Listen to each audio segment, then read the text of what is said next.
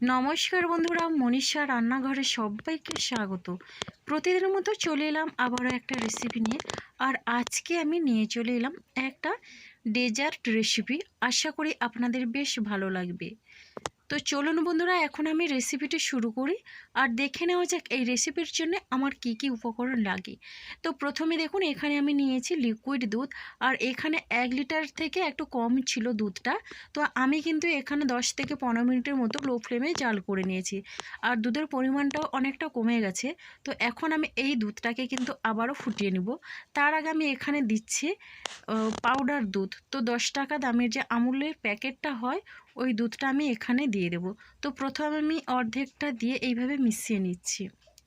আর এই সময় কিন্তু দুধটা উষ্ণ গরম আছে, তবে বেশি গরম থাকলে কিন্তু পাউডার দুধটা দিলে দুধটা ফেটে যাবে।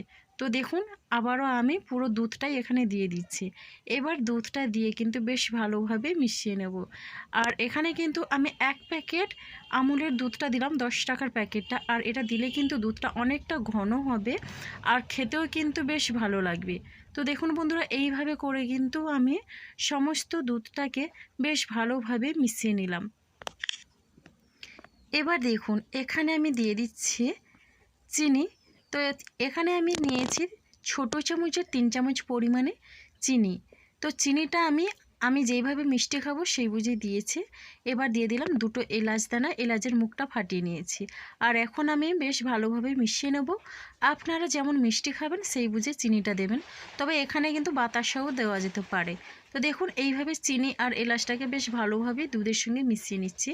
আপনারা চাইলে এখানে এলাচ পাউডারও দিতে পারেন। তো আমার কাছে এলাচের পাউডার ছিল না, তাই এলাচ ছিল, গোটা এলাচটাই আমি দিয়ে দিলাম। তো দেখুন, এইভাবে করে কিন্তু বেশ ভালোভাবে মিশিয়ে নিতে হবে। আর এখন গ্যাসের ফ্লেমটা আমি হাই করে দিয়েছি। এবার হাই ফ্লেমে রেখে আমি দুধটাকে প্রথমে, তো দেখুন বন্ধুরা, এইভাবে আমি কিন্তু 1.5 থেকে 2 মিনিটের মতো দুধটাকে হাই ফ্লেমে রেখে জাল করে নিচ্ছি। আর অনবরত আমি কিন্তু চামচটা দিয়ে এইভাবে মেশাতে থাকবো। তাহলে কিন্তু দুধটা কোনো রকমে প্যানের গায়ে পোড়া লাগবে না, আর দুধটা কিন্তু উতলেও পড়ে যাবে না। তো দেখুন, এইভাবে করে কিন্তু আমি এখন ফুটিয়ে নেওয়ার পরে গ্যাসের ফ্লেমটা লোতে রেখেছি। আর দেখেই বুঝতে পারছেন দুধের পরিমাণটা কিন্তু কমতে শুরু করেছে। আর এখানে আমি নিয়ে নিচ্ছি, দেখুন, আছে এখানে আমন্ড, বাদাম, আর আছে কিশমিশ। আপনারা চাইলে আপনাদের পছন্দের মতো যে কোনো ড্রাই ফ্রুটস নিতে পারেন। এবার আমি আমন্ডটা দিয়ে দিলাম আর দিয়ে দিচ্ছি কিশমিশ। তো আমন্ড আর কিশমিশটা দিয়ে বেশ ভালোভাবে মিশিয়ে নিচ্ছি, তাহলে কিন্তু বেশ ভালো লাগে এই দুধটা খেতে। তো দেখুন বন্ধুরা, এইভাবে মিশিয়ে নিয়ে আমি এখন এটা এইভাবে লো ফ্লেমে রেখে 1 মিনিটের মতো জাল করে নেব। আর দেখুন বন্ধুরা, এদিকে আমি নিয়েছি পাউরুটি। তো আমার এখানে কিন্তু 5 পিস পাউরুটি আছে। পাউরুটি দিয়ে যে এত সুন্দর একটা রেসিপি বানানো যায়, আপনারা কিন্তু না দেখলে আপনারা বুঝতে পারবেন না। তো দেখুন, প্রথমে পাউরুটির এই সাইডগুলো আমি কেটে বাদ দিয়ে দেব। তো আপনারা চাইলে কিন্তু এটা রাখতেও পারেন, তবে দেখুন বন্ধুরা, কেটে বাদ দিলে কিন্তু ভীষণই দেখতে ভালো লাগে আর খেতেও কিন্তু অসাধারণ লাগে। আর এখন আমি একটা পাউরুটি থেকে ত্রিকোণ করে 4 পিস বের করে নিচ্ছি।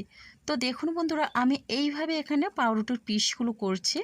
আপনারা চাইলে চৌকোসেও করে নিতে পারেন, বেশ ভালো লাগবে। তো ভীষণই মজার কিন্তু পাউরুটি দিয়ে দুধের এই রেসিপিটা সত্যি অসাধারণ লাগে। আপনারা একবার খেলে কিন্তু এটাই বারবার খেতে চাইবেন, এতটাই মজার হয়। আর মিষ্টি কিছু খেতে চাইলে একবার হলেও এটা ট্রাই করবেন, দেখবেন বাচ্চা বড় সবার কিন্তু বেশ ভালো লাগবে। সকালের জলখাবার হিসেবেও এটা আপনারা ট্রাই করতে পারেন। ভীষণই সুন্দর একটা ডেজার্ট রেসিপি, এমনকি হালকা খিদে ফেলেও যে কোনো সময় এটা খাওয়া যেতে পারে।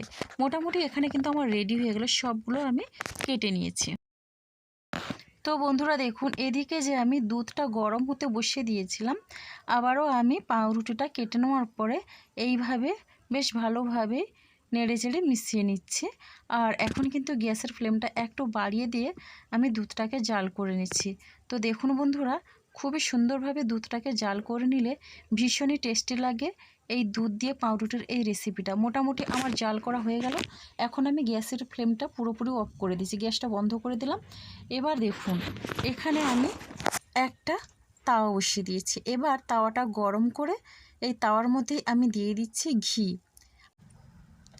আর এখানে কিন্তু আমি 1 থেকে 2 চামচের মতো ঘি দিয়ে দিলাম। এবার ঘিটা আমি তাওয়ার চারিদিকে বেশ ভালোভাবে ছড়িয়ে দিচ্ছি। তবে আমি এখানে ঘি দিলাম, আপনারা চাইলে রিফাইন্ড অয়েলও দিতেও পারেন। আর এখন আমি দিয়ে দিচ্ছি এবার একটা করে পাউরুটির পিসগুলো। তো বন্ধুরা, ঘি দিয়ে যদি পাউরুটিগুলো ভেজে নেওয়া যায় তাহলে কিন্তু ভীষণই টেস্টি হয়, অসাধারণ লাগে খেতে। তো দেখুন এইভাবে করে আমি সবগুলো পাউরুটি একসঙ্গে দিয়ে দিলাম। এবার হালকা করে ভেজে নেব, এটা কিন্তু বেশি ভাজার দরকার নেই, হালকা করে ভেজে নিলে বেশ ভালো লাগবে। আর ঘিয়ের গন্ধে তো একেবারে অসাধারণ লাগবে পাউরুটি আর দুধের এই রেসিপি। আর এটা না পাউরুটির রসমালাইও বলতে পারেন। তো বাজারের অনেক রসমালাই খেয়েছেন, একবার হলেও পাউরুটি দিয়ে দুধ আর পাউরুটির এই রসমালাইটা বানিয়ে দেখবেন, ভীষণই মজা লাগবে। আর বাইরে থেকে কিন্তু কিনে আর খেতে হবে না। তো দেখুন বন্ধুরা, এখন আমি কিন্তু লো ফ্লেমে রেখে পাউরুটিগুলো ঘিয়ের সঙ্গে একটু সেঁকে নিচ্ছি। আর এইভাবে আমি উল্টে পাল্টে একটু হালকা লালচে করে তুলে নেব। তো দেখুন এখন কিন্তু আমার এইগুলো হয়ে গেছে। তো দু পিঠ কিন্তু এখানে বেশ ভালোভাবেই লালচে করে ভেজে নিলাম। তো এখন আমি নামিয়ে ঠান্ডা করে নিচ্ছি। তো দেখুন বন্ধুরা, আমি কিন্তু এটা নামিয়ে ঠান্ডা করে নিয়েছি।